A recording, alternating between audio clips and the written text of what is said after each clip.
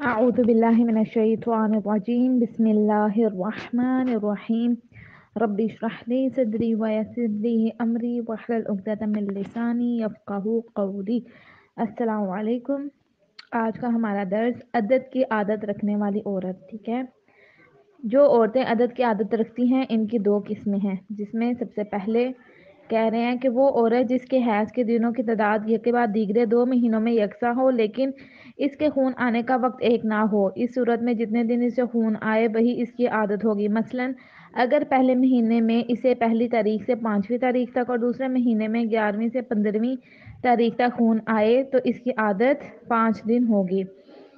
اب اس میں وہ کہہ رہے ہیں کہ عدد کی عادت رکھنے والی یعنی وہ عورت جس کے دن تو مقرر ہے لیکن تاریخ کوئی مقرر نہیں ہے۔ مثال کے طور پر کبھی اسے یکم کو آ جاتا ہے، کبھی اسے 5 کو، کبھی 10 کو۔ ہر مہینے اس کی ڈیٹ کیا ہوتی ہے؟ چینج ہوتی ہے، لیکن اس کے جو سے دن ہوتے ہیں وہ ہمیشہ، مثال کے طور پر اگر اس مہینے میں سے 5 دن آیا، اگلے مہینے بھی 5 دن، اس سے اگلے مہینے میں ہمیشہ اس کے جو دن ہے نا وہ 5 ہی ہوتے ہیں، لیکن جو اس کی ڈیٹ ہوتی ہے وہ چینج ہوتی ہے۔ ایک قسم یہ ہے، ٹھیک ہے۔ دوسری قسم کون سی ہے؟ یہ تھوڑی بڑی ہے، تو درمیان سے جدھر جدھر ختم ہوتا ہے نا ایک ایک مسئلہ میں وہاں سے ہی سمجھاتی جاؤں گی، ٹھیک ہے، تو غور سے دیکھیے گا۔ دوسرے پوائنٹ میں کہہ رہے ہیں وہ عورت جسے یہ کے بعد دیگرے 2 مہینوں میں سے ہر ایک میں 3 یا 3 سے زیادہ دنوں تک خون آئے اور 1 یا اس سے زائد دنوں کے لیے بند ہو جائے اور پھر دوبارہ خون آئے اور خون آنے کا وقت پہلے مہینے اور دوسرے مہینے میں مختلف ہو۔ اس صورت میں اگر ان تمام دنوں کی تعداد میں جن میں خون آیا ہے بما ان درمیانی دنوں کے جس میں خون بند رہا ہے 10 دن سے زیادہ نہ ہو اور دونوں مہینوں میں سے ہر ایک میں ان کی تعداد بھی یکساں ہو تو وہ تمام دن جن میں خون آیا ہے اس کے حیض کی عادت کے دن شمار کیے جائیں گے، اور ان درمیانی دنوں میں جن میں خون نہیں آیا ضروری ہے کہ احتیاط کرتے ہوئے جو کام پاک عورت پر واجب ہے انجام دے اور جو کام حائضہ پر حرام ہے انہیں ترک کرے، ٹھیک ہے۔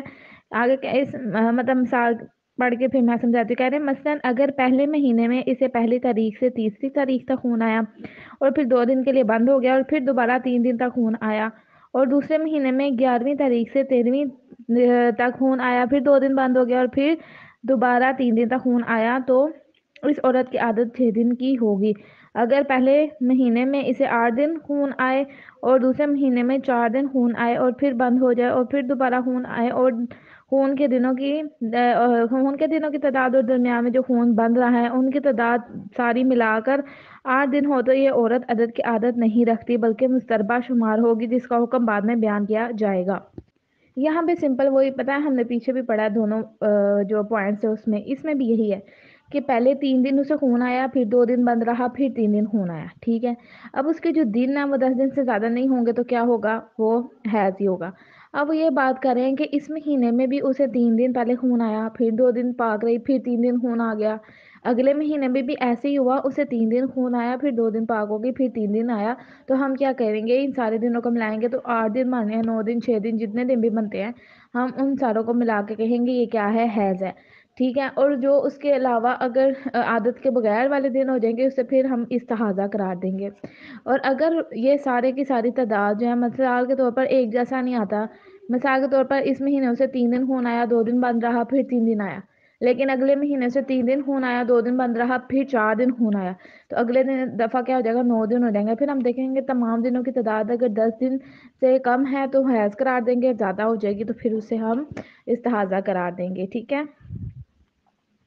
اگلے مسئلے میں کہہ رہے ہیں 483 مسئلہ نمبر، جو عورت عدد کی عادت رکھتی ہو اگر اسے اپنی عادت کی تعداد سے کم یا زیادہ خون آئے اور ان دنوں کی تعداد 10 سے زیادہ نہ ہو تو ان تمام دنوں کو حیض قرار دے گی، ٹھیک ہے، یہ سمپل بات ہے۔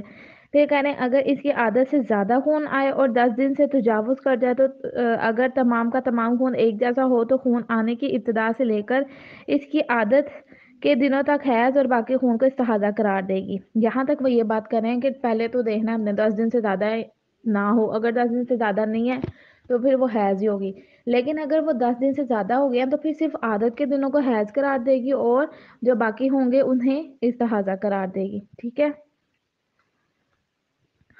اگر آنے والا تمام خون ایک جیسا نہ ہو. اچھا اس میں ایک یہ شرط بھی ہے پیچھے میں کہ اس تمام خون ایک جیسا کوئی تبدیلی نہیں آئی. ٹھیک ہے. اب یہ دوسری بات یہ کریں اگر آنے والا خون ایک جیسا نہ ہو بلکہ کچھ دن حیض کے علامات کے ساتھ آئے کچھ دن استحاضہ کے علامات کے ساتھ آئے تو پھر کیا کریں گے. پھر اگر حیض کے علامات کے ساتھ آنے والا خون کے دنوں کی تعداد اس کی عادت کے دنوں کے برابر ہو تو ضروری ہے کہ ان دنوں کو حیض اور باقی دنوں کو استحاضہ قرار دے. اور اگر دنوں کی تعداد جن میں خون حیض کے علامات کے ساتھ آیا ہو عادت کے دنوں سے زیادہ ہو تو صرف عادت کے دن حیض اور باقی استحاضہ ہوں گے. اور اگر حیض کے علامات کے ساتھ آنے والے خون کے دنوں کی تعداد عادت کے دنوں سے کم ہو تو ضروری ہے کہ ان دنوں کے ساتھ چند دنوں کو ملا کر عادت کے دن پورے کرے اور پھر حیض اور باقی کو استحاضہ قرار دے. اب اس میں 3 باتیں کر رہے ہیں. پہلی بات وہ یہ کر رہے ہیں کہ دیکھیں گے خون علامات حیض ہیں یا نہیں ہیں. اگر علامات حیض ہیں تو انہیں حیض قرار دے گی اور اگر علامات حیض نہیں ہیں تو وہ دیکھے گی کہ کون سے حیض کے ساتھ آ رہے ہیں علامات اور کون سے استحاضہ کے ساتھ آ رہے ہیں. اور اگر پھر وہ جو دنوں اب اس کی عادت کے دنوں میں آ رہے ہیں نا انہیں حیض قرار دے گی اور باقی کو استحاضہ قرار دے گی. پھر تیسری بات وہ یہ کر رہے ہیں کہ جو اسے خون آیا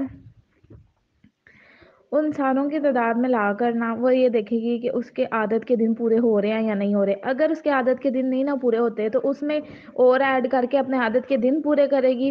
یعنی مثال کے طور پر سے 5 دن آتے تھے وہ 5 دن پورے کرے گی اور جو پھر ایکسٹرا ہو جائیں گے انہیں استحاضہ قرار دے گی.